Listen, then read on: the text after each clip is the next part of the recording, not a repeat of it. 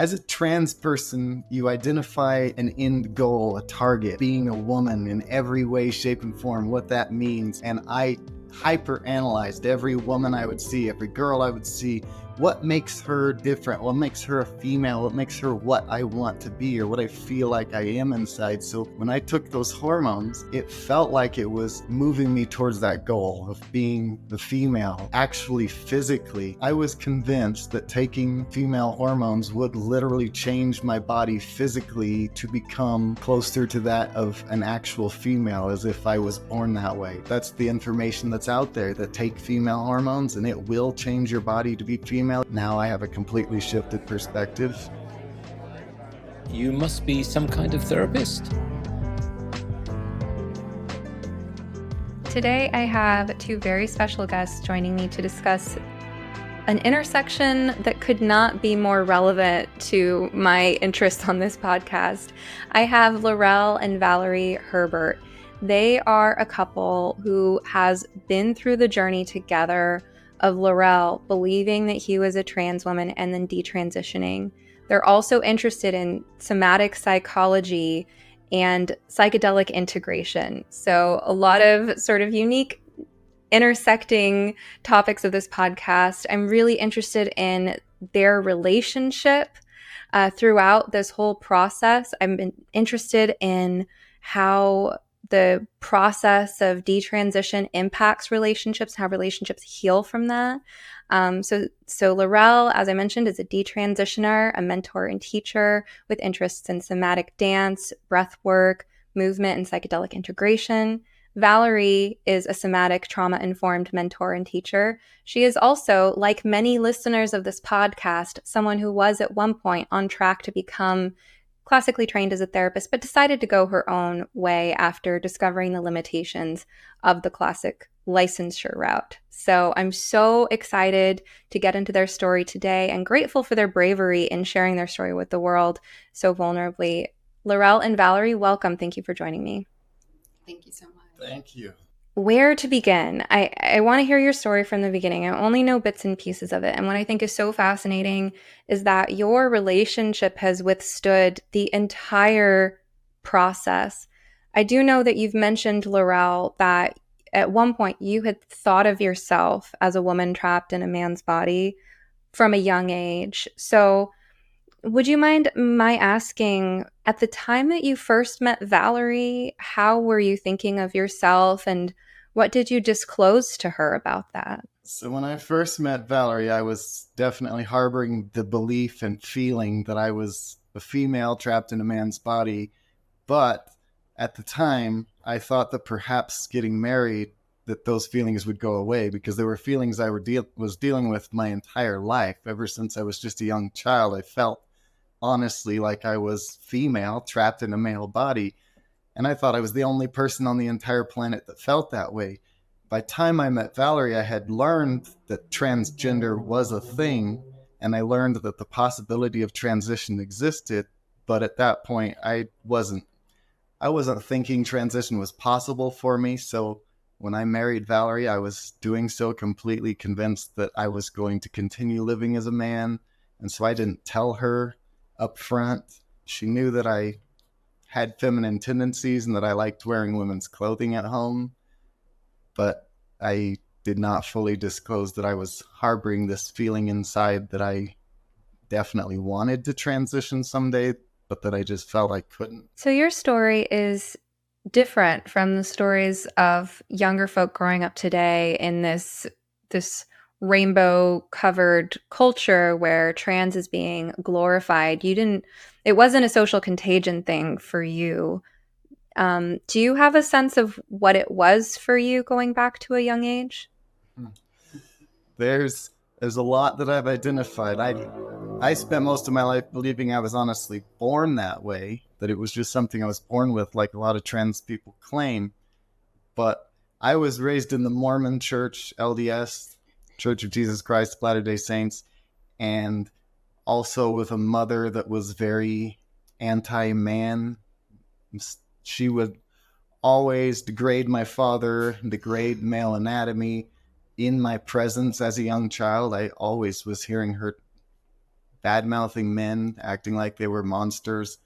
And by the time I was 5 years old, anytime I would take a bath, I would cover my own penis with a washcloth because even at 5 years old, I believed it was not supposed to be on my body, that it was so disgusting. I wanted to hide it from my own sight.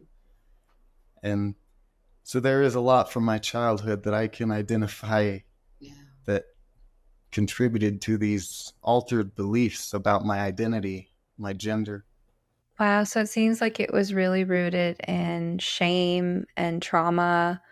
Um, for Mormonism, I imagine there are these very strict gender rules, and that your mother must have had a lot of anger toward your father or her father, all the men who had wronged her, and then that was projected onto you as an innocent little boy, and then you projected it onto yourself. You internalized it and made your own body the enemy. Yes. Yeah. Yeah, I could not. I believed that in order to maintain love, I couldn't be a boy, couldn't be a man. And of course, we all need connection as human beings. We thrive on connection and we adapt to what is necessary to maintain that connection. And that's what I believed I did. Wow. So in a way, this was your misguided effort as a little boy to secure your mother's love. Yeah. Did you have siblings?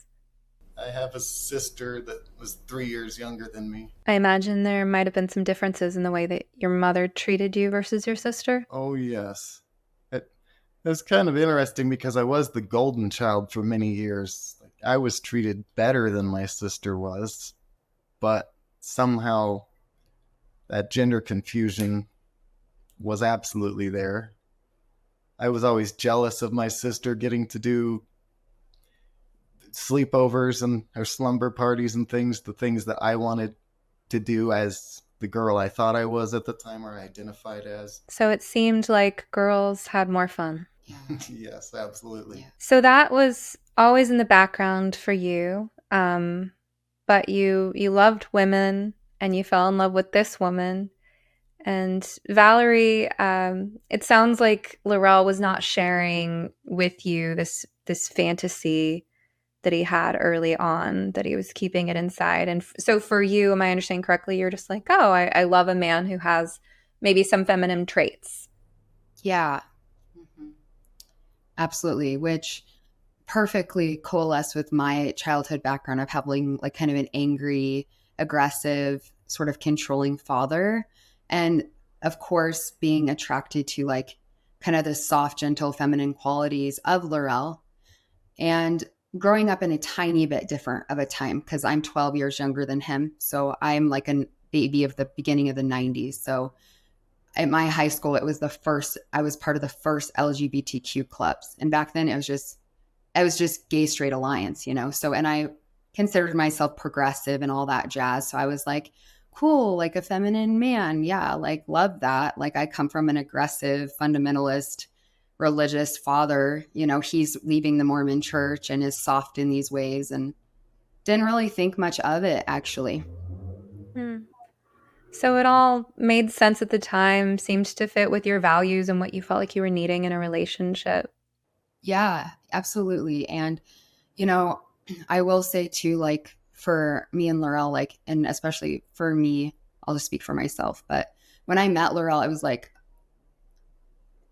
a remembering, like I was so deeply in love and so drawn to him. And it was like a homecoming in so many ways. Like it was just so incredible. So I feel like our connection was so beautiful and so deep and so like alive in so many ways that it definitely caused me to maybe overlook some of those things or not to consider them, which in some ways served us, you know, because we're still together and have a really beautiful, beautiful intimacy and connection and marriage and union. So there's that soulmate feeling, and with the early stages of falling in love comes the rose-colored glasses, and thank goodness for that, because love makes the world go round. yeah, I agree. Yeah. So you said that you've been together 9 years, married 8, and you have a stepdaughter, your daughter Valerie, who you brought into the marriage. And so tell us about the process of getting married. And then at what point, LaRell, did you share this news that you actually had this secret? Yeah, that was so interesting. I think that like the interesting thing about the secret kind of coming out was, I mean, it's weird. I have to like preface like LaRell was raised like in the middle of the 80s, homeschooled, like Mormon. So like I didn't get this sense like he was lying to me. I don't even know that he quite knew that he could transition until we were only, I don't know if we were married. We were just married a couple months and we were watching the Katie Couric documentary together. Like it was new, it had just come out, you know, that Katie Couric documentary, the Gender Revolution one.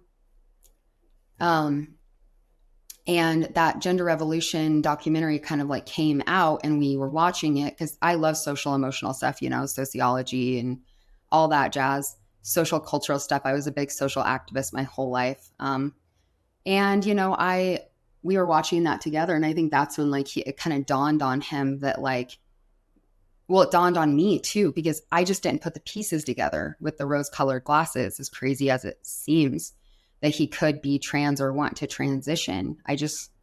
And then I was like, is this what you are? Like, is this what, like, you tell me these things? And he was like, yes. And it was like shocking to my system. And I think we just had to like push it underground for like 6 more months or so. And then it kind of like bubbled up again. What had happened? What had he said or done up until that point that made you think that maybe this was what he was? Well, I mean, word verbatim. I mean, like, it's so weird because I feel like LaRell is like the most trans person I've ever known. You know, if you're going to say like the most trans person, like I would have said LaRell. Like, he, like, as these trans people are talking, he's like, oh my God, I never loved my body. I've never been able to, like, I'm obsessed about women's clothes. And like, he just hits all the marking points of like a trans person. So it's just weird to hear all these people saying all these things and then being like, and here's the cure. You know, it's like, oh my God. You know, at this point, he's drinking too, because, you know, he just left the Mormon church. You know, it's really confronting. We're first time in a relationship. We have a shit ton of childhood trauma. Tons of confrontation is coming up. And then here's like this like shiny little solution. Look, here's a cure.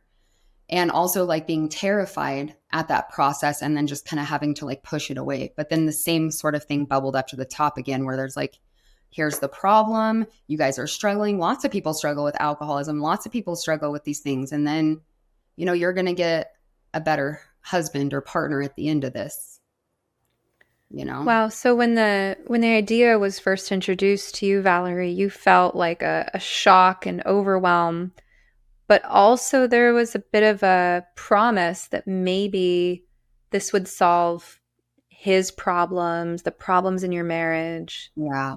Oh, yeah. Oh, yeah. Exactly. And the thing about it is that I just love LaRell like more than anything. So it's like, yeah, this is terrible and this is like scary and weird, but oh, like there's this really lovely narrative and this science and all of these things that make coherent sense, you know? And prior to that point, had you ever thought of yourself as bisexual or interested in women or trans people? I did. Yeah, I definitely had a few encounters with women and definitely thought women were attractive and beautiful. And even though I'd never like wanted to partner long term with one, I did have that like element in myself for sure. So perhaps that made you feel a bit more open to the idea than if you'd only ever been interested in men.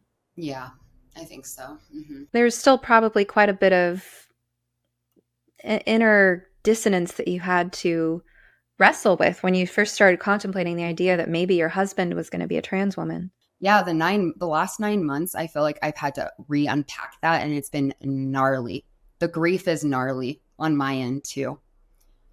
On like recognizing like how much the culture and the therapists and everybody we saw like gaslit me and made me feel like I could have no experience of my own because I would be like mitigating or preventing my husband from having his authentic truth and letting him have his moment and like his care.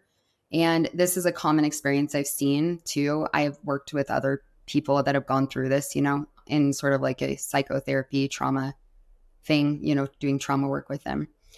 And yeah, it's sad and it's hard. And it was so much grief for me to like unpack like how much I had to like push my feelings and emotions, and actually, to be quite honest, my feminine intuition and my truth away. Ooh, that was really hard, because I think deep down on the body level, I just knew, like, I could feel we got into a lot of conflict about it too. You know, I did try to like slow down the process. I did try to, and the more resistance I put up, the more he dug his heels in. Classic marital issues, but around a transition, right? You know? And so it just amplified our trauma patterns.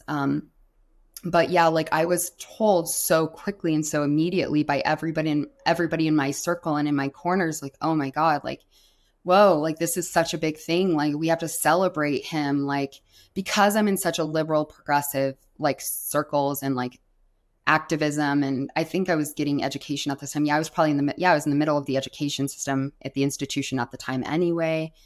And having these professional, you know, experts of their field be like, this is what needs to happen or he's going to kill himself. And he's already troubled and drinking and struggling. And I'm like, well, okay, great. There's like a solution to our problems. Yeah, it sucks. Yeah, like it's hard, but you know, like, you know, move along. I definitely was like pushed. My nervous system was wrecked. I developed chronic diseases, which I also see a pattern in many other partners. Luckily, I did the work to reverse them. But seriously, like it was really hard on my body and my nervous system. And I think that I could just feel the lack of truth constantly. And then needing to like suppress myself and then support LaRell, and then seeing LaRell more happy too. And then getting more elements of him, because actually, to be frank, in this process, like he became more himself in some ways. He developed all these parts of himself that were so beautiful. He was more communicative. We like had this fun, like lesbian partnership, but then there were so many other elements that were still so sticky and yucky and like traumatic that now I can see through clearing up our polarity and our energies and our traumas, how much ease we have now and how much hardship we had then. And we didn't know why. It was confusing. We didn't know why we were struggling, but we were.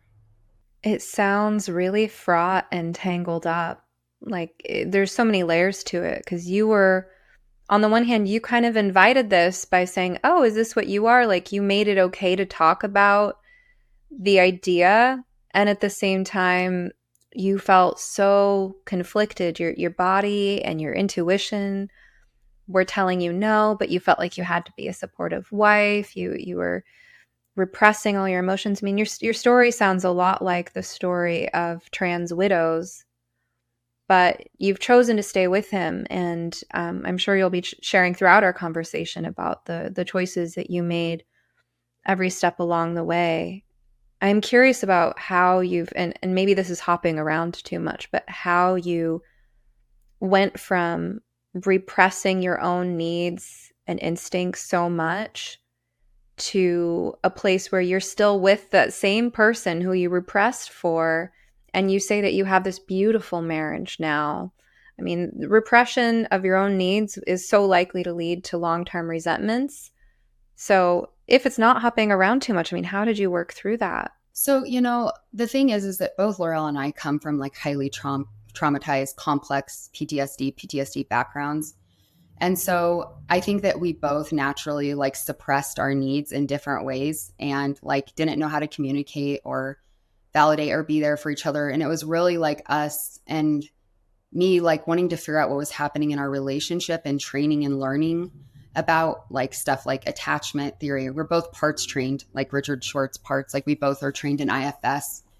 Some Bessel van der Kolk, the body keeps the score. Like, so I think that because I was like doing my own therapy work on myself and somatic work on myself, and I was very frozen and traumatized anyway, like from my background, that I was just learning so much about myself in relationship. And so was LaRell. So we were like growing and changing together in this process, and we were becoming better people throughout it as well. And so the biggest, I think, difference for us is our our life and our relationship is a vehicle for personal growth. And we felt this way for a really long time. Like we felt this way towards the beginning of the transition. So I think that that's a big element. And I mean, this is also where we can bring in some psychedelics too, because, you know, through LaRell and I's psychedelic experiences together and separate, I was able to have a lot of compassion and empathy for myself and my own experience. And I mean, I let a lot of my resent out, anger and lashing out and stuff. And so I was also very reactive back to LaRell. So it was kind of like these toxic cycles. And being able to see his heart and like how much love that he had for me and how he showed up in my life so consistently in every other way. And yeah, I think it to me, it feels like very typical of other married couples, like our journey. It's just with this other element of added like shift of like gender roles and, you know, maybe like LaRell stealing the feminine pole and that feeling very like violating in ways.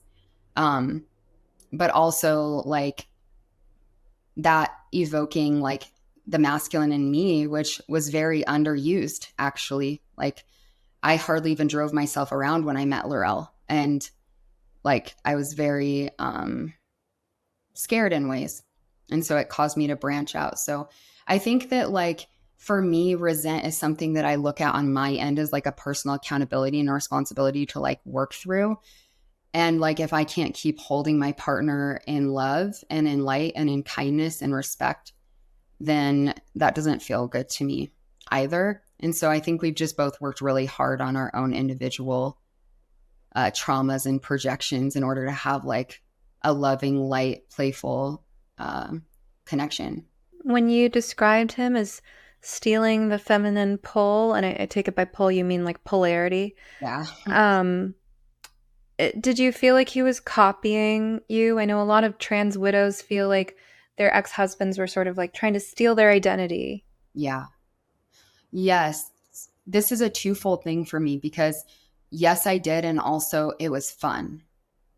Like I was like, whoa, like we're bonding and we're connecting. Cause before this, LaRell was very like cold and distant and like kind of like turning to alcohol. I look at just so you know, like too, I look at transition or people that transition a lot. Like I see the thread of addiction through that. It's an addiction and obsession, very similar to addicts from developmental trauma and a way of like self-soothing to fixate on this like one thing.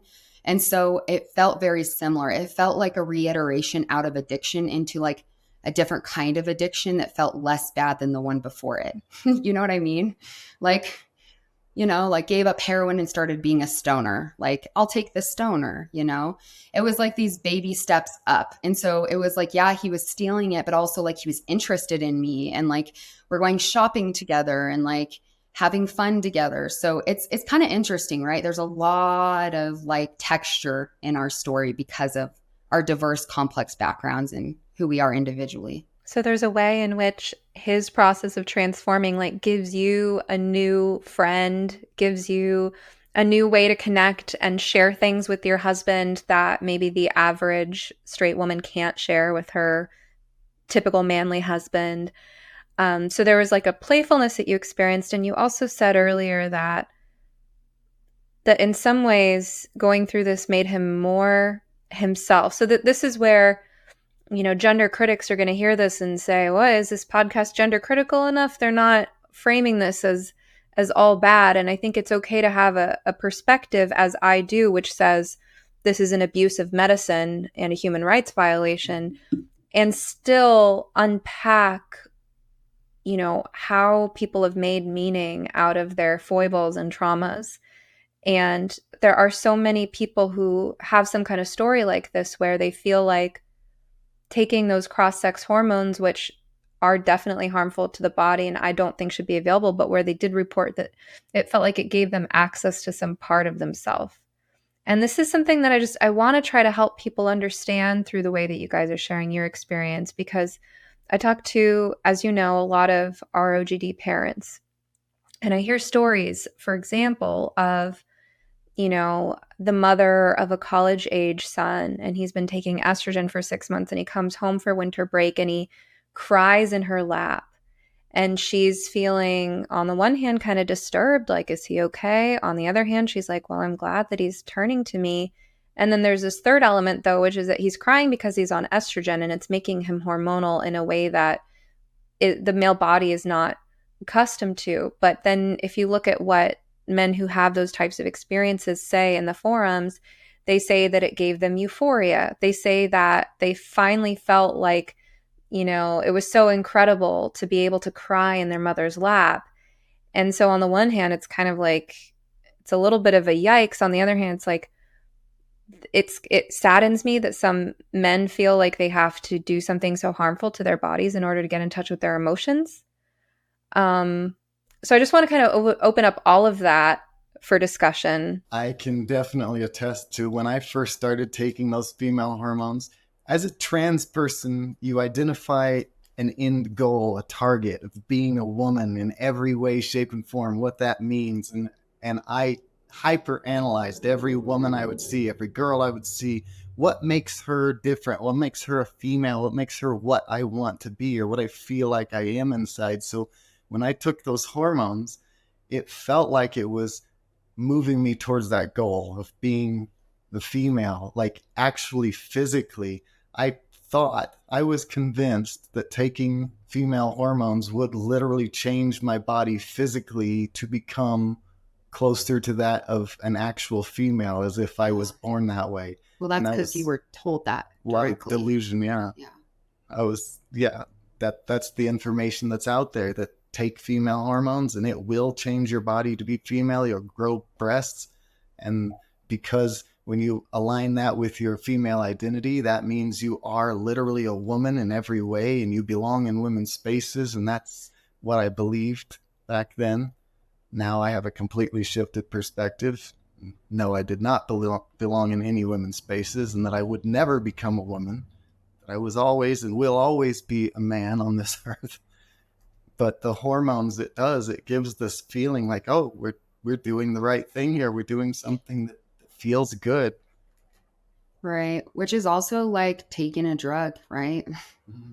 It's like, do we want kids to take drugs to cry in their mom's laps, or do we need to heal the developmental trauma and the attachment wounding that's take place and repair the interpersonal relations so the person feels safe and embodied enough to express their natural normal capacity of their emotional range as a man or a woman?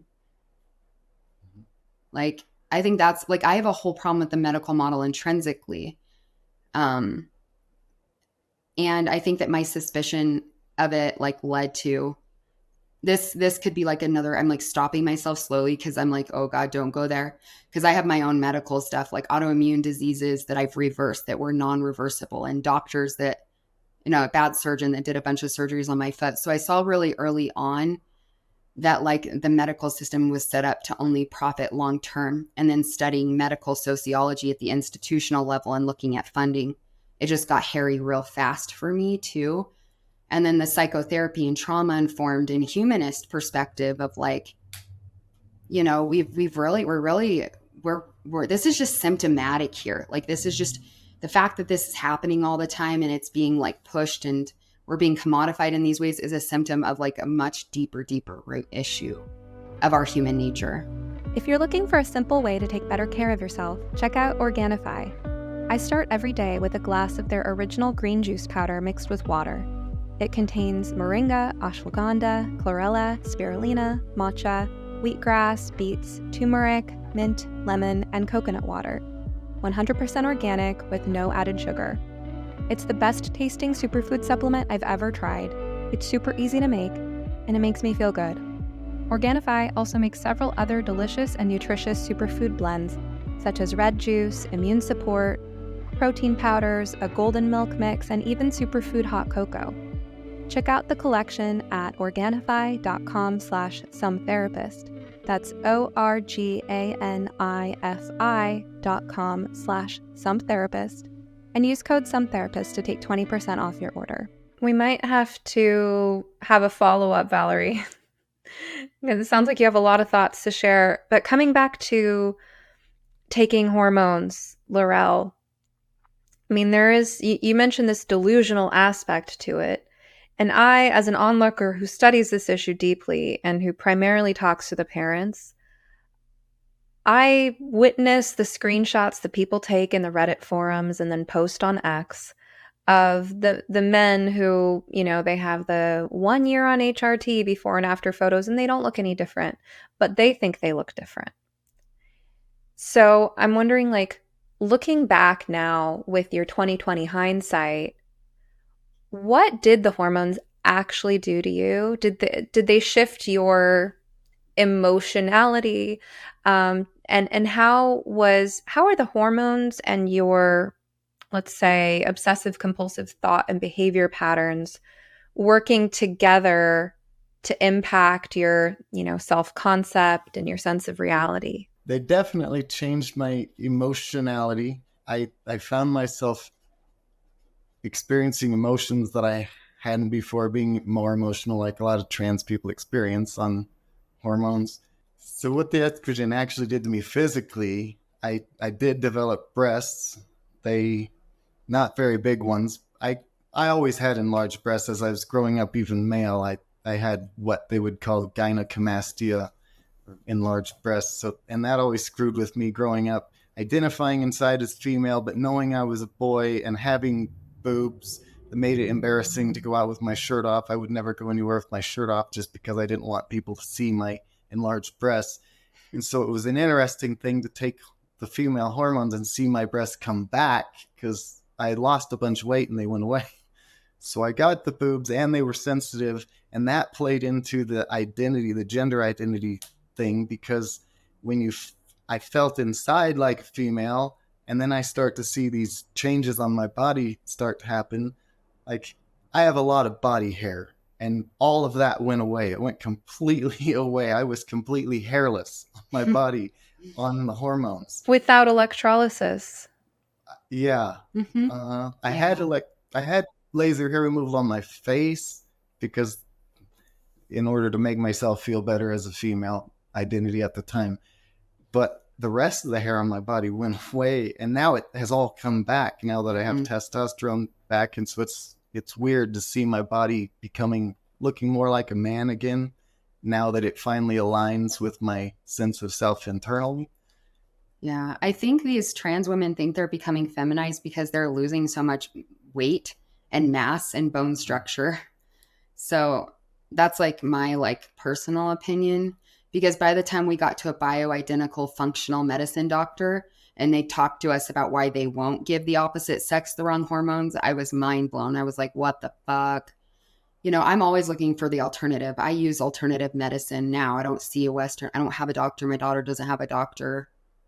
We don't do that. But so I was looking for an alternative, and then the alternative medicine doctors yeah, you give a man body estrogen, it turns into xenoestrogens, and it will always 100% of the time convert to cancer. And it always results in loss of bone mass. It always results in these things. And I'm like, what? She's like, I'm not against trans people. I think that it's fine they exist. But I, as a doctor, can't do that because that's wrong. I'm not going to give one body the wrong biological hormones. So we did bioidentical hormones to get LaRell healthy again because he was so skinny. He was so fatigued. 10 months ago, after 6 years of being on estrogen, did he look more feminine? Well, if you think feminine is frail, yeah. Frailty. That's what you internalize femininity is, looking frail, which is also kind of scary if you think about it that way. So it sounds like you're getting close to that point in your story where things fell apart. But before we get there, you mentioned your daughter. So what was it like for your daughter, Valerie, your stepdaughter, LaRell, as a young child to be going through this whole, okay, meet LaRell, he's your stepdad, we're getting married. Oh, actually, he is now she, and now you have two moms. And what was that like for your daughter? It's interesting understanding the brain and theta state and programming and processing, because she was in that theta state that, before the prefrontal cortex comes online. She was 5, 6, 7. 8. And so, part of me is like, oh, fuck, we programmed our kiddo thinking, because they just accept things, at that age. And so she just like kind of graciously accepted everything and went with the flow. And it's been interesting to watch her unwind this too. I think that she feels safer now than ever, like watching the other side of this, and seeing like us come into like what I call our rightful like biology, our rightful nature, evoking more the wild woman, the wild man, the truth, right? And she can feel that because kids feel everything. They feel frequency and energy and shifts and the unknown and the subconscious. So I think that she did an incredible job going through it with the best she could. Do I feel bad and sad about it? Yes. Do I feel like she really understands the difference now and she can even start to see it in society herself at 12 years old with discernment? Yeah, she does. That girl she's super smart and super perceptive, which is really beautiful. And she's woke up to a lot of agendas now which is very much a gift for her so that she won't have to go through these things herself. So that's my perspective, at least. What about you? Yeah, I had to, I guess, take on a bit of a state of ignorance to it, because as a trans person you become very selfish, very self-centered. It's all about, I have to get what I need to feel good about myself, and the rest of you can either come along or not. And that was kind of the feeling I had at the time, like, yes, she's a child, but this is my life. I have to transition. I literally believed that I had to in order for my life to go on. I reached that point where I was like, I cannot continue living if I cannot transition. And so I forced my wife and daughter to go through this with me, ignoring the effects that it was having on them because I was so focused on my end goal. And I have witnessed how our daughter has watched this whole thing and has observed it, and how she, like kids do, they adapt. We all do as children. We adapt to our environment, and she had no choice but to adapt. And now she goes to a school where there's an LGBTQ club, where there are other kids there that identify as trans, and she sees them and comes home and tells us about these other kids that identify as trans. Yeah. And our kid, let me preface this for your audience, she's also at a Waldorf school, and they even have those clubs now. Mm-hmm. Like, she's in a non-traditional form of education with a social emotional model of wellness for development. Like, that's Waldorf education. I don't know how, everybody should look it up. It's a wonderful form of education, by the way. I love Waldorf. But yeah, even that school, because it's community based and it's like funded sort of like a charter, they are allowed to have that additional club in there as well. So yeah, it's been interesting. So you've both mentioned the fear of suicide, this idea that you had to transition. And earlier, Valerie, when you first mentioned it, I believe you mentioned in the context of therapists sort of threatening you with this. Was that where this came from? I mean, was the idea first spoken by a therapist that... Yes, absolutely. Absolutely. So as we're going through this, it's hard to even go back and like put myself on the ground and reconceptualize this, because I feel like it's like they have like a little pusher on your amygdala, like, go along, like, come along. So of course it's like, yeah, well, fucking shit, I don't want my husband to kill himself. Like, of course my daughter's going to come on board. Of course we're going to support this. And of course, like, you're going to be like, this is what I have to do, because, LaRell takes a lot of like accountability and responsibility for this being all on him. But we were very much the sociologist in me gets that we were entrenched into a system that was set up to like guide us very quickly towards this. And so, yeah, it was very scary and very shocking. And I definitely believed it. I also have like a certificate in gender studies and querying studies. That's a real thing, querying studies. is a thing. Like I have an institutional like degree certificates on gender and feminist studies. I was in the institution doing this at the time too. So I was like, hell yeah, like it's just so weird the way it all kind of coalesced and being in the middle of it all, like in the institution and in my home. And LaRell, for you as the patient in this situation, um, had you had actual thoughts of suicide before the therapist mentioned it? Oh yeah, yeah. I had been struggling for most of my life with thoughts that,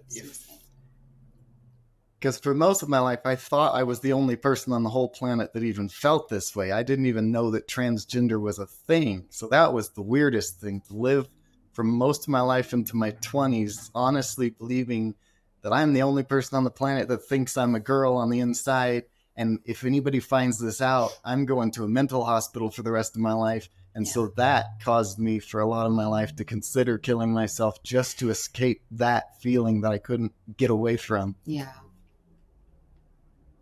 Yeah. And I believe that, you told me that too after hearing these expert things. So like, it was just like a double arm bind, like clink, and away you go, actually asking them to go put you in bars, And I'm also thinking about the timing of all this, that you were newlyweds and you were in the middle of adjusting to being in a blended family, which is no joke. I've shared that I am also in a blended family situation. I've expressed my views on this podcast that when something like a third of Americans are in blended families, either as a step parent or a stepchild, why is the American Association of Marriage and Family Therapists have a transgender resources tab front and center on their website, but not a blended family, step parent, stepchild resources tab? So here you were going through really important life experiences as a married couple and as a blended family. I imagine that, earlier you talked, Valerie, about the rose-colored glasses that you had on and the honeymoon phase of your relationship. I imagine that this was part of the tragedy of gender ideology entering your life in this way, is that it took this time in your life that could have been focused on each other and focused on building your marriage and building your family and the love between you and your home. It took that and turned it into this, self-obsessed, one-way medical pathway. And like you both described, this very kind of imbalanced relationship. Yeah, absolutely. I, like Valerie mentioned, me taking the feminine spotlight as we're in a relationship trying to figure out what this is. I mean, every relationship has its struggles, but then you throw in this gender identity struggle and it makes things so much more complex. Yeah. And it was just, we were newlyweds. Valerie is basically the second person I've ever even been in a relationship with. And that was in my 30s. I had only been with one other person prior to Valerie. So my worldly experience, yeah, Zippo. I had no relationship experience. Like we're more like Mormon, like just coming out of Mormonism, like still wearing the white underwear garments, the whole bit. Like, so I imagine that there's like this missed opportunity because you had this upbringing, LaRell, that you described earlier, where your mother took out something that was obviously so much bigger than you, something maybe going back generations. She took that out on you and projected it onto you and scapegoated you for it as a little boy. So right from the beginning, you don't have the opportunity to just love and be loved as the person that you are. And then you didn't have strong relationships. And then finally, you hit the jackpot. And for those who are just listening, I'm just going to let you know, Valerie is a really beautiful woman. Like, you hit the jackpot. You meet this beautiful, intelligent, strong woman, and you're fortunate enough to marry her. And so it's like finally you're in a place in life where there's an opportunity for this relational healing this opportunity to be loved and to find your proper relationship, LaRell, to the feminine and to your own masculinity. But then gender ideology comes in, and like it's like this big distraction is what I'm hearing, and this sort of temptation. I don't know how that reflection is resonating for you guys. 1,000%. Absolutely. I feel like that's the thing too, is like, especially coming from the trauma background that like we have and that we understand trauma, you know, it's like, dang, like, why didn't somebody like point out that this was like our imbalanced relationship with masculine, feminine? Like, because I am like, I am pretty like, I'm expressive and I am very fiery and I'm very strong too. So that hit on LaRell's like feminine wounding so badly, right? And, you know, and of course, like anytime he would like be like strong or boundaried at all, I would hit on my little girl. Like our inner children were flailing, right? And so if we would have had containment and community, I believe community. And you know, little side note, we are building like a lot of community for couples, not just trans couples or people going through, just people wanting to have really healthy, you know, deep, intimate relating where you're integrating your shadows. And so I wish that somebody could have shown us that, because that was it was a dead end. It was a distraction to the issues that we were having, which were really rooted in trauma. And it's an empty end, that just like a surgery, just like I believe medications are, all of them, actually, I have that belief. I believe they're empty ends to not solving a root cause. And that's a shame. Did we learn a lot? Do we have a lot of gifts to give the world now because of it? Hell yeah. And do we have deep respect and actually super, super strong foundation now because we've been through all of that? Yeah, absolutely. We're unshakable, you know? Our marriage is unshakable, for real. But, you know, like, would I love for people not have to go that way? Absolutely. It was extremely devastating. And I don't know how people get through it. I don't think they do. I think less than 1% of marriages make it through, 1 or 2, something like that. It's real small, right? Maybe 8%, actually. I might want to renege that. I'm not exactly sure about that, but it's very low. I do know that. So tell us about the procedure down the medical pipeline and then the breakdown. I guess as things have kind of changed since I was transitioning, but so back in 2016, when I first started looking into it, 2017 was when I started hormones. And of course, the whole system is set up where they tell you have to have a therapist to write you a letter. So I sought out a gender therapist online locally, started seeing that therapist for a while, then got a letter for hormones. And then I had to be on hormones and presenting as a woman for 2 years before they would do surgery. Oh, was it? Yeah. Really? Wow. Because they did have these requirements of length of time that you had to present as female before. And then I had to get another letter for surgery.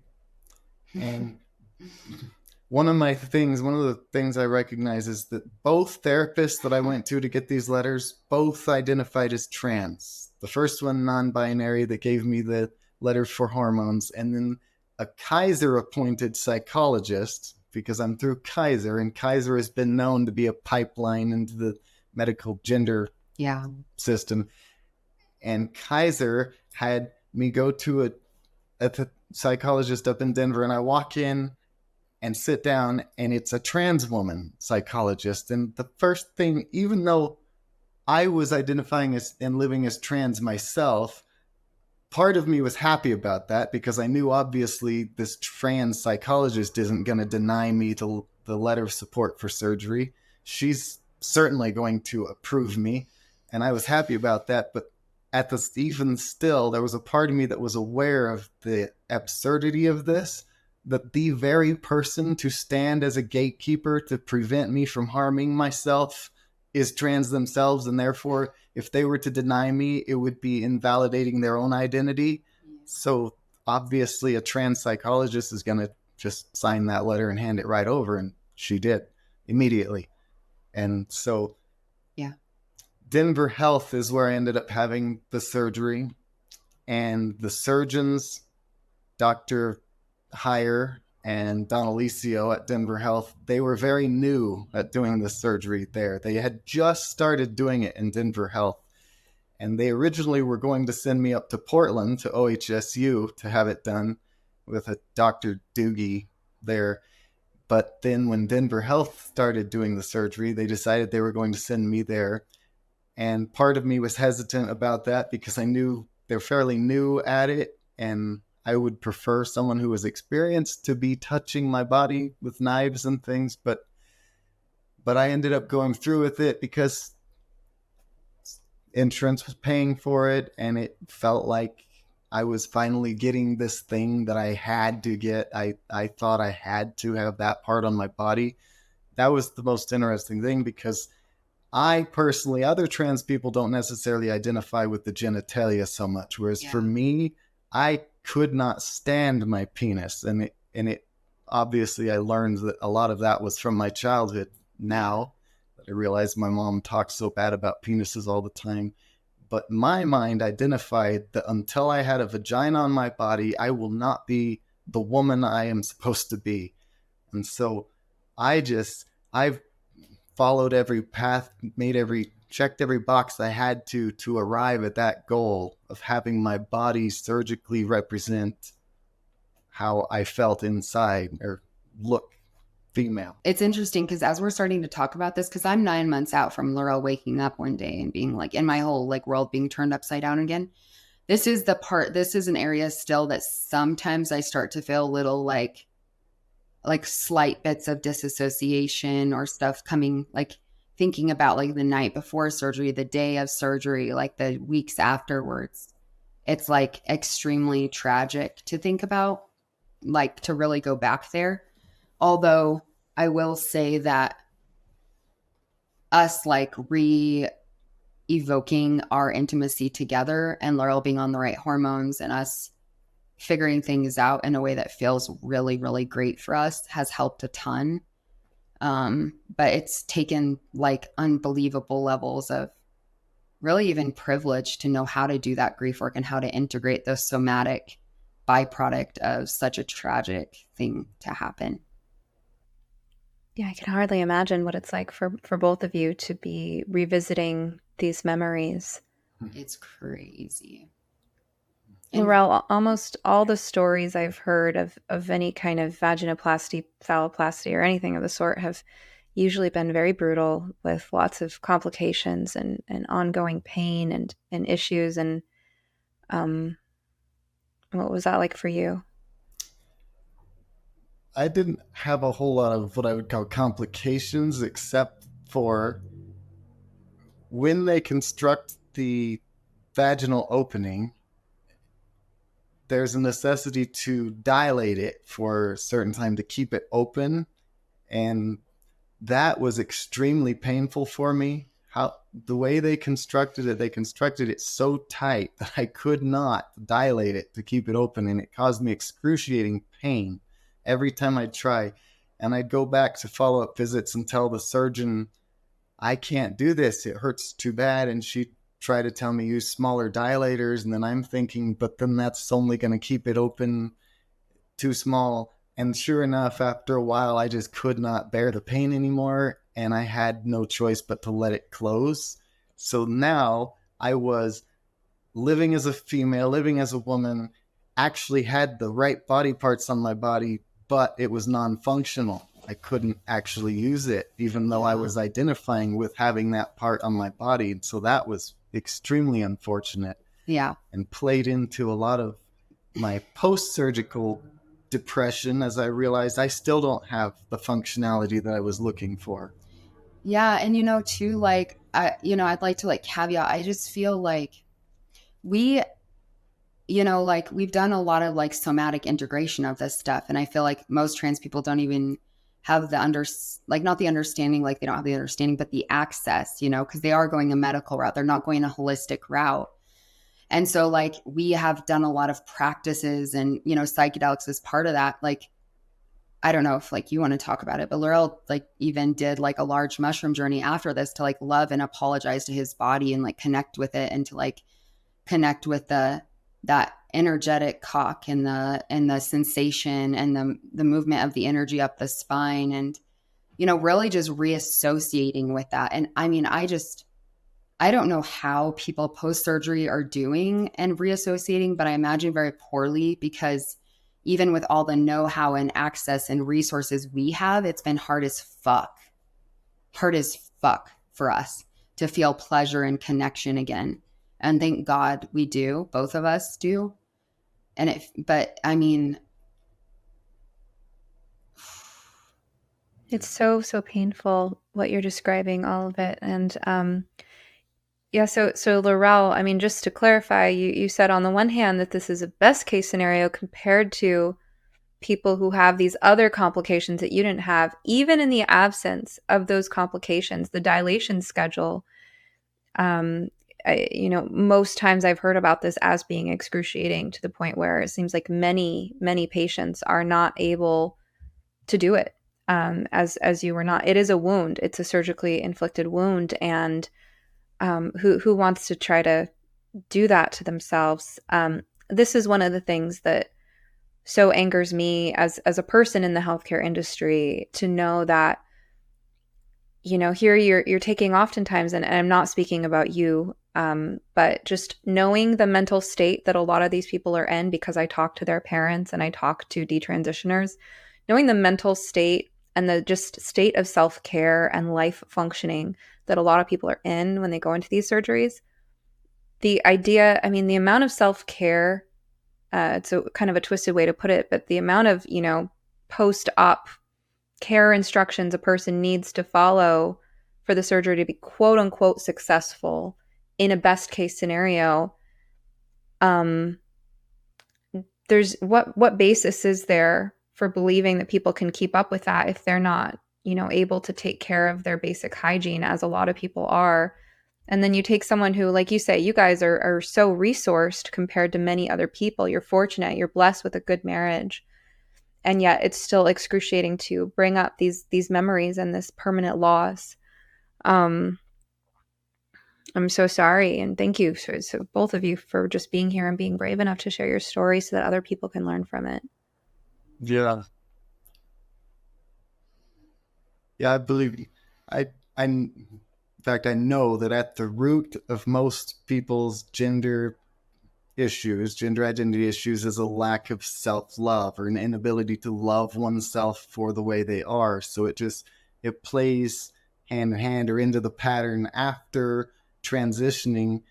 You're not necessarily going to love yourself anymore, and therefore not going to take care of yourself anymore than you were before transition. Right. At least not for yourself. It's for external performative achievement, which is usually kind of sickly mirrors your interpersonal dynamics with your familial sort of attachment figures early on as well, like we've seen. And, it's like if you have to perform in chameleon for them, then yeah, you'll do that to get your basic needs met of being loved or seen or soothed or whatever, supported.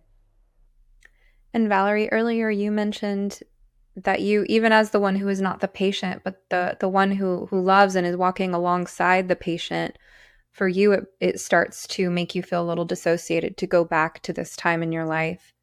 Oh, yeah. I want to talk a little bit about dissociation, especially given that both of you have this background in somatic integration. Because this is something that just occurred to me the other day, and I shared a private message. I have an extra resource that I share with the parents who hire me as the consultant. It's also available to people who are members of my locals community, sort of a private series of video messages for ROGD parents. And I found myself sharing some thoughts on how they might talk to their children about dissociation. And I just want to run this by you for your thoughts based on, just what you've been through. That I think there is a lot of widespread dissociation in the trans-identified community. And it starts with people who are already prone to dissociation because they're autistic, because they have PTSD, or, because they spend a lot of time online. These are people who are fairly disconnected in their mind and body connection as it is. And then they get into this gender ideology and they enter an obsessive compulsive, like you said, Valerie, very much like an addictive cycle where they're behaving in ways that further that mind-body disconnect. So they're reinforcing the dissociation that they're already prone to, dissociation. And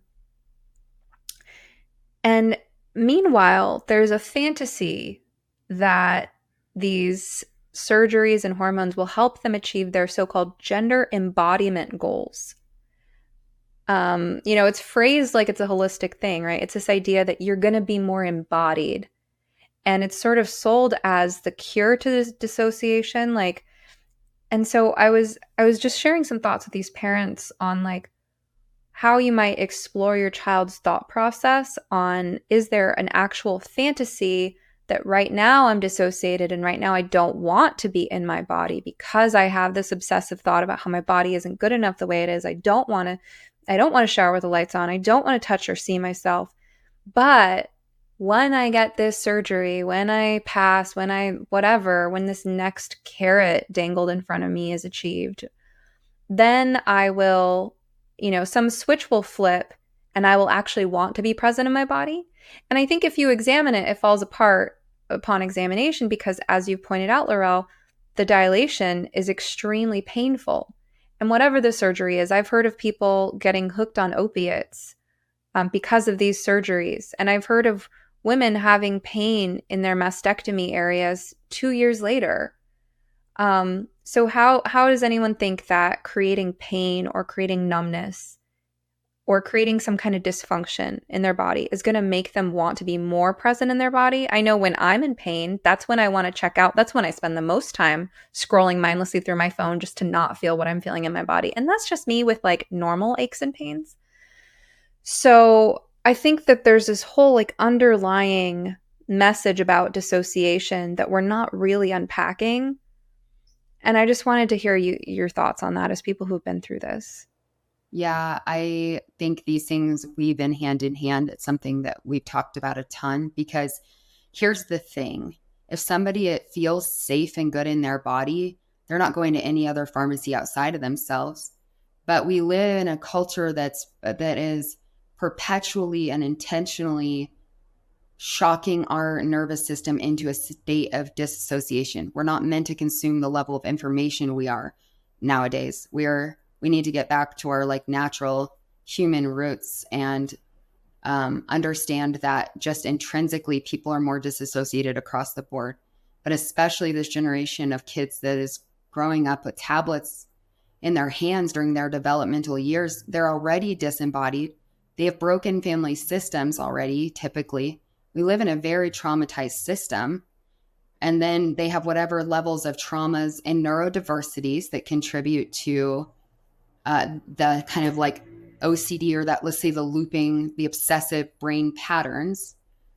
And yeah, I find that people go further, deeper into their pain that way. It's like finding a rock bottom, right? It's and I also say that when I'm talking about this, that people are neurochemically addicted to stress because it creates a neuropeptide that's familiar.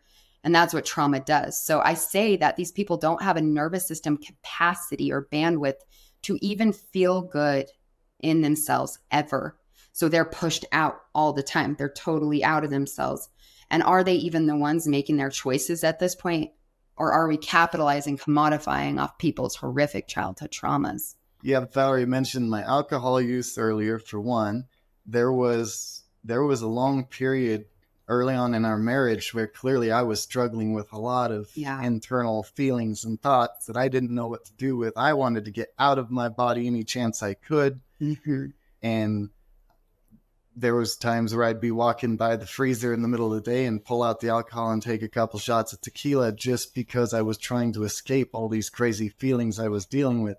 And then when the possibility of transition happened, when we had that discussion and I admitted to her that that's what I wanted, there was a part of me that felt like, oh, finally I can be myself and I can finally live in my body.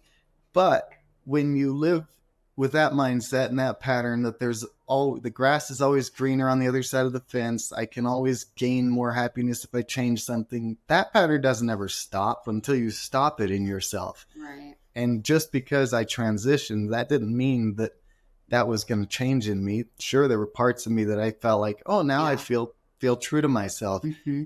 But after transition, I still definitely wanted to dissociate and get out of my body as much as I could, because then I'm struggling with living in a world that doesn't want to accept me, knowing that I was living untrue to my biology. There's all those internal knowings and feelings that I was struggling with, knowing this isn't right. I'm swimming against the stream constantly. I'm taking the wrong hormones in my body. And so I couldn't be in my body. I wanted to dissociate all the time. And it's like now, after detransitioning, is the first time in my 43 years of life that I can actually be in my body and love myself as a man. Yeah. I would say like a few years ago, as we like got more into like psychedelic and somatics, both of us were able to feel more whole and complete in our bodies just from our own patterns and traumas. And that's another thing that I really want to say. Like, I feel like this is just another trope that's in society in a lot of different facets too. Like I'm a systems thinker. I'm a pattern spotter. That's one of my geniuses. And, you know, I think that there's many other ways. And that's why I think I don't take it too personal, you know, like, oh my gosh, how, why? Like, yes, it sucks. Yes, it's evil. Yes, it's intentionally manipulative and coercive, this system. And yes, it's happening in a lot of other ways too. So this is a very gross and disgusting way. It's very sad. It's catastrophic. And especially the way that the agenda is for the children too. Like that's terrible. But I would say there's perpetually this human issue to not see ourselves as whole or good. And then our shock disaster capitalism sort of commodifying and dangling any carrot it can in front of all of our faces to try to get us to go the direction that we need to go. And I think that's where I take the concept of like sovereignty and like personal accountability and maturity, and that a lot of people in our culture and society are disembodied, they're fractured, and they're unmaturated and uninitiated intrinsically. And so I think that, again, this area is something that's happening in other areas of culture and society in different ways. This is just like a very loud flavor and frequency that's coming out that we got roped into and now understand why. So it's like radical bird's eye view, seeing where you two as individuals are located within something much bigger helps you take it a lot less personally and sort of forgive yourselves and each other for being affected by the times that you were living in. So tell us about, I mean, at one point you had the surgery, and after the surgery you were depressed. The dilation was excruciatingly painful. You couldn't keep up with it. Tell us about the process from that point in time to the moment, LaRell, that you woke up and realized it was all a lie. I lived 6 years in that delusion, 6 years as my female self, and naturally all the issues that come up with that. There was relationship issues that would arise between us, but mainly our intimacy, trying to figure out how to find a healthy intimacy with the parts I had now. I was still identifying as a woman and had a vagina on my body that I felt like was finally something that I wanted my whole life, and now I can finally be intimate with my wife the way I always wanted to, right? But I couldn't get my mind on board. Psychologically, it was so weird to try to figure out how to be intimate with my wife with the parts I had. And so knowing the incredible benefit of psychedelic mushrooms, and allowing me to resolve stuff like this. And I'll also say, I was scared to death that doing psychedelics would cause me to have some awakening to the reality of who I was. Yeah. Because I knew they had that power. They have the incredible power and ability to make you see different perspectives. And every time I took psychedelic mushrooms while I was in my trans identity, I was scared to death that I was going to have some change, some awakening, but it never did. It always just affirmed my identity. The experiences I would have somehow just made me feel right about living as a woman. But in October of last year, our intimacy was struggling, and I decided, okay, I'm going to try this again. I'm going to seek psychedelic mushrooms help in trying to solve or resolve the intimacy issues I'm having. And So I laid down and allowed the experience to happen. And what happened was actually a few days prior to this, I had a dream. Yeah. And in this dream, it was shown to me like the exact way that gender identity is formed in a person, in a way that I couldn't deny it. I woke up from this dream understanding that gender identity is formed, that it is not something that someone is born with, that it's formed over a person's life experiences. And as I woke up from this dream and I started thinking about my own life experiences, and I came to the realization that my gender identity is a program. It is absolutely a program. I wasn't born this way, even though I claimed to be born this way for so long. And also, in doing my training in internal family systems with Dr. Richard Schwartz, during the training, one of the other students that was taking the course along with me asked the instructor, "Do you think that gender identity is a part?" And I immediately perked my ears up like, oh, what's she going to say in response to that? And the instructor said, "I personally don't think that gender identity is a part, but Dr. Richard Schwartz, the creator of internal family systems, absolutely does believe it's a part." And the instant I heard that, I really had to start analyzing myself and my own gender identity. Like, if gender identity is a part, then that means it was an adaptation or something that I developed over the course of my childhood. So then back to the psychedelic mushroom experience in October, it all came together. The dream, this internal family systems training, and the understanding that my gender identity was a program from my childhood.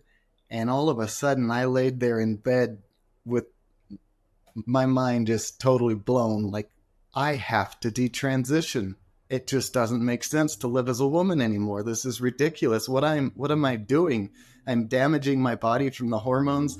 It was almost, psychedelics are incredible in the way they worked with your mind, but I literally felt like the hormones that were in me were speaking to me, like the female hormones were speaking to me and telling me, "We don't belong in your body. You got to get us out of your body." I'm like, and this is where people think we're crazy. No, I'm just kidding. But so then I, of course, was struggling with, well, how do I go back to living as a man now? I've been living here in Colorado Springs for 9 years now. Everybody knows me as a woman now. How could I possibly go back to living as a man?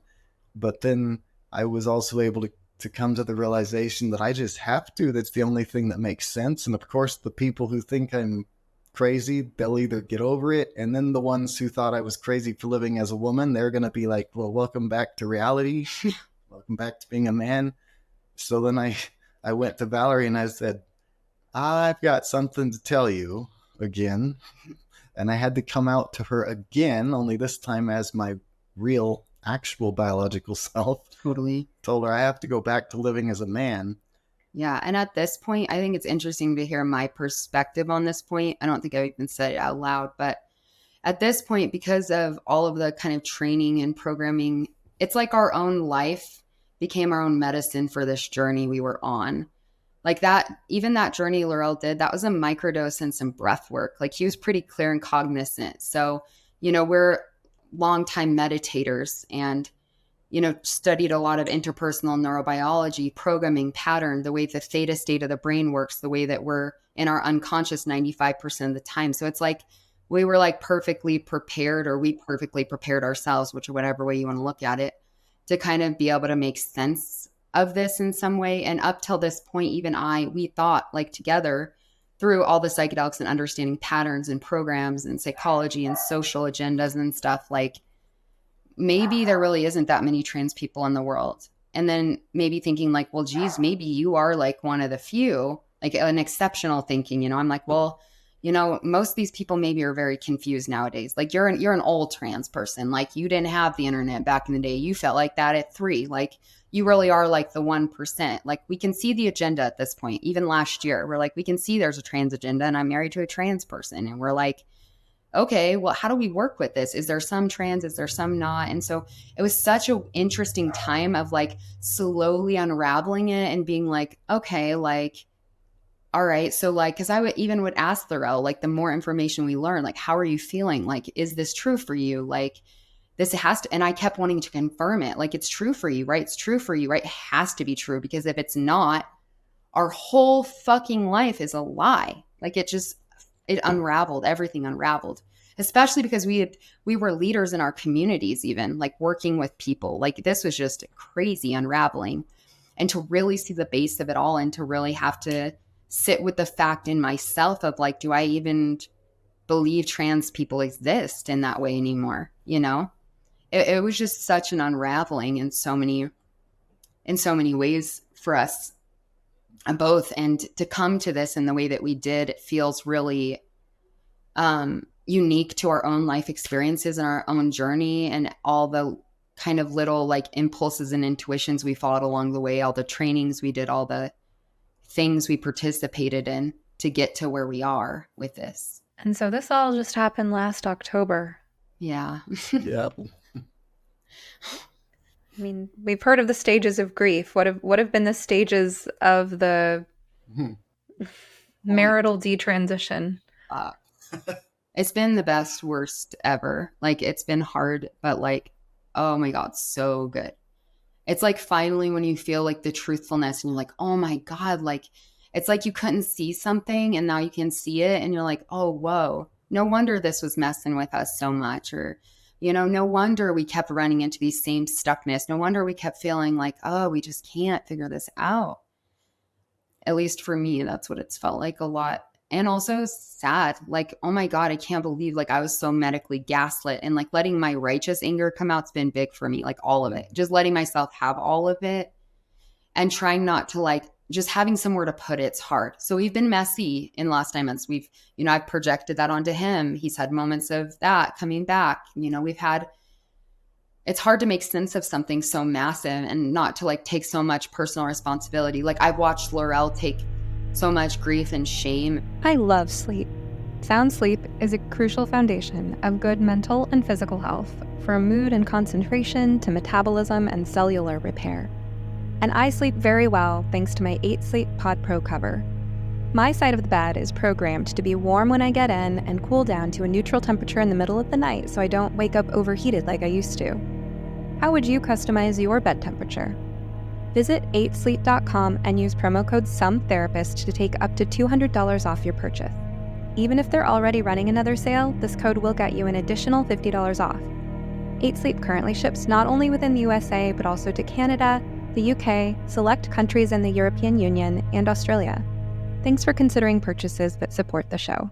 I think I just finished saying, like, we kind of had a really interesting and unique life path and experiences that kind of had us like unpack this in sort of an interesting way. And yeah, we've definitely have to learn the art of non-attachment, you know, like burning down what didn't work for us, alchemizing from the ashes and creating anew. And we're very good at that together. That's a skill we have as a couple, of just getting that deep curiosity of like, what is the truest for us? So the hardest part for me, honestly, was watching LaRell like berate himself into the ground and shame himself into the ground. And at times during this process, at times it was really awesome and he was really stable and really like, yeah, this is amazing. I'm so grateful that I get to find this truth. Everything's led me right here. Everything is happening for me. Let's say like real high vibes, LaRell, but then, you know, low vibes, which is so important too. Grief, pain, shame of like, I can't believe I did this. How did I let this happen? How could I be so delusional? If I'm so delusional here, who isn't to say I'm not delusional in every other area of my life? And kind of like a little nervous mental breakdown and feeling like it was scary at times too, you know, like it's so scary to go through something like that. Like, and yeah, I'm just really grateful. We have really good community here and support. And I feel very much on the other side of this. And that's the other thing, is to honor my body, my process. I was not willing to like start talking about this or coming out with this until I was integrated and associated and in integrity with myself. Because I feel like that's a really important part of my own restoration work in this for myself, is to like not let myself be pushed along and to feel like integrated and whole to talk about this And I really do now. I really have in the last few months felt really whole and on the other side of it, able to make sense of it since the grief has, I mean, I could say gone, but I think grieving is like spiral dynamics, you know? So, what's it been like medically? You mentioned bioidentical hormones and going back on testosterone. Going back to living as my biological male self naturally means now having to supplement my body with what my body no longer produces naturally, because I mutilated my body, mutilated the testosterone producers. So now I have to supplement, and it's really unfortunate. We go to a place to get bioidentical hormones, and they stick them. They're these pellets, testosterone pellets that they stick subcutaneously under my skin in my back, and my body does not like it. And my body was rejecting them and trying to push them back out, and it would not heal up. And so it finally healed up, like the day before yesterday, actually, from the last place I got testosterone put in my body. Yeah. And it's a constant reminder of what I did to myself. And going along with the grief, I experienced some brutal, brutal grief when I realized, because having surgery and having a permanent change to my body like I did, when it aligned with what I felt I was and like it was necessary, I wanted it more than anything in the world. But now having to look back and realize that it was all a delusion on my part and that I never should have done it, I fell into some serious depressive states in the months after October. There was a while where I just couldn't feel the grief. There was so much grief. I was afraid it would literally take me out if I allowed myself to experience it. And so I was glad that I allowed myself finally to process a lot of that grief, to where now I'm mostly on the other side of it. I think for the rest of my life, I will be reminded of what I lost and what I took away from my wife in doing so. There's this group called Illumine, and they do men's retreats, and a rite of passage retreat for men. And it's an initiation of men, because throughout history, men are initiated in different cultures, but it's only in recent times where we've kind of gone away from the idea of initiating men. And here I was, detransitioned, really struggling with a lot of grief and trying to live as a man now for the first time in my life, really. And we had a friend that suggested this retreat to me. And it's like I said, a men's initiation retreat. And I went to it hoping to get something, being around other men.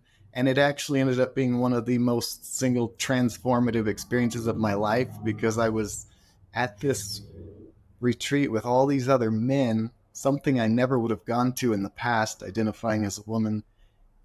But part of the retreat was actually allowing us to process any unprocessed grief we had inside. And so I was able to, at this retreat, really feel and get in the feelings of grief and experience my justifiable anger towards the system, towards Denver Health, towards the psychologists that brought me through the whole process, the pipeline I was fed through.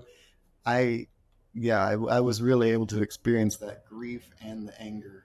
Seems like there really needs to be a lot of space for grief and anger, and for both of you. And you create that space for each other, but also your community creates it for you. You have obviously strong spiritual practices. You say you have a strong community. But you also said that you were worried about how this would be received. So what has the response been like? So I say that kind of like, when I said that, I'll just like say like the first thought is like Instagram and like maybe the 6,000 followers I had for a very long time, and how I used to be like a feminist, sociologist, queer activist. Like, So there's a lot of that threads. But I mean, I don't know. I've been speaking up loud about the system since around 2020.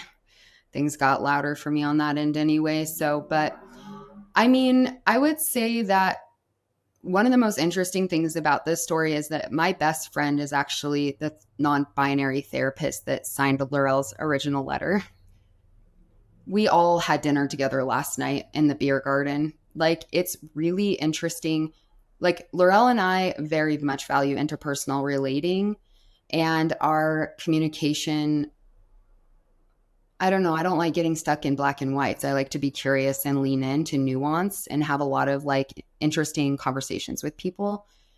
I do get scared of being called a fundamentalist Christian, just because that's not like where I'm coming from at all. And like wanting to restore like rightful polarity, or like rewilding women and men and masculinity and femininity and like our innate divine templating of that, or being of that, the rightness of that, and restoring that. And so I think I talk about that in that regards. But the queer community here overall, we were a part of it quite a bit. And, you know, we've had hit and miss. LaRell speaks with a very open heart. And so, you know, maybe out of 600 comments on a YouTube video, he has 2 people that can say something rude. And so, yes, we've had people like definitely like kind of like cut us out and move away from us. But just like any process, it kind of weeds out the people that aren't really for you at this time, in my opinion. So our community has changed some, but not a ton as well, because our entire community wasn't rooted in the queer movement. And I see that a lot. And that's when I say, I call it like the queer trans cult, because it's like there's no family and there's like a lost bird, and then they, you know, take into the trans kind of like queer cult, and we're a family cult mentality, you know, and that's not really our story. And so I see how that happens with people, but we have like a little bit deeper of a community than just that. But I was born and raised here in Colorado Springs. So, you know, everybody knows me and everybody knows us. We love being out with our daughter at community events and farmers markets and coffee shops. Like, we're out there. We love being connected to the community. So, you know, it is a lot of like, you know, that things being like, whoa, wow. But I will say it's easier this way than the other way, except for like my very like feminist, like queer sort of friends, or that's kind of a little edgy for me, but it's been okay, honestly. Valerie, you said you are best friends with the non-binary identified therapist that signed one of LaRell's letters.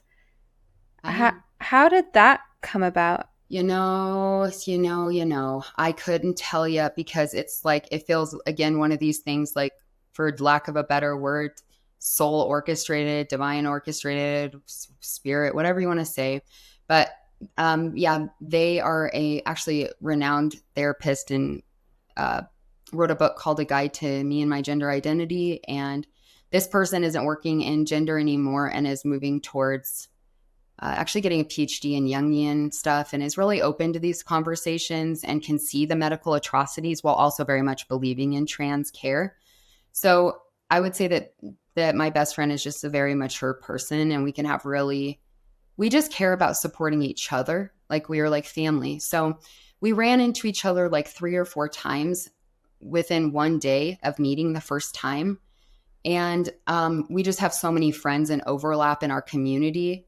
And after LaRell saw them for like 6 months for that sort of like therapy, it was just for gender stuff. So we waited the therapeutic year. Back in the day, it was like a year. And then we all became friends. And just that never stopped, because this person, like, I love Dara more than anything. They're the person I trust the most with my kid. You know, we just love each other. We support each other. We're family. And so, yeah, but it is we just have endless kind of like interesting dynamics in our story, for sure. And I can see how that could be shocking. You've both spoken about the anger that you've understandably felt, and I'm a big believer in forgiveness, but this is a huge test to be able to forgive the unforgivable. your friend played a role in this, and it sounds like still believes some things that you don't believe. Also, I mean, this sounds like a very conflicted place for your friend to be in. And that's where, I mean, you're making the point that this gender affirmation therapy is really not, it's not psychotherapy. It's not holistic. It's not, let me see you in the context of your whole life, your environment, what it means to you to be a man, right? I mean, LaRell, you spelled it out so clearly, and I'm sure hindsight is 2020. It's easy for you now as a middle-aged man who's detransitioned to see, oh yeah, it was my mom telling me when I was 5 years old how my penis was evil. Of course, it wasn't so obvious to you then. But I mean, wow. Yeah, it just goes to show, I mean, the fact that you can be friends with this person it just points out the contrast between real life and real relationships and how complicated they are, and the online world where people are constantly tempted to sum up each other's characters based on, a 100-word tweet. And that is the end of that episode. Sorry for the abrupt ending. There was another 10 minutes of conversation at this point, but we had some kind of mysterious issue where the last 10 minutes failed to upload, so that information is lost. Sorry about that, but thank you for making it this far into the episode. And to find out where you can find LaRell and Valerie, all that information is in the show notes. Thanks for joining us. I hope you enjoyed this episode of You Must Be Some Kind of Therapist podcast. To check out my book recommendations, articles, wellness products, guest episodes on other podcasts, consulting services, and lots more, visit sometherapist.com. Or follow me on Twitter or Instagram at sometherapist. If you'd like to go deeper, join my community at somekindoftherapist.locals.com. Members can dialogue with other listeners, post questions for upcoming podcast guests to respond to, or ask questions for me to respond to in exclusive members-only Q&A live streams. To learn more about the gender crisis, watch our film, No Way Back, The Reality of Gender-Affirming Care at nowaybackfilm.com. Special thanks to Joey Pecoraro for our theme song, Half Awake. If you appreciate this podcast and want more people to find it, kindly take a moment to rate, review, like, comment, and share on your platforms of choice. Of course, just because I am some therapist doesn't mean I'm your therapist. This podcast is not a substitute for medical advice. If you need help, ask your doctor or browse your local therapists online. And whatever you do next, please take care of yourself. Eat well, sleep well, move your body, get outside, and tell someone you love them. You're worth it.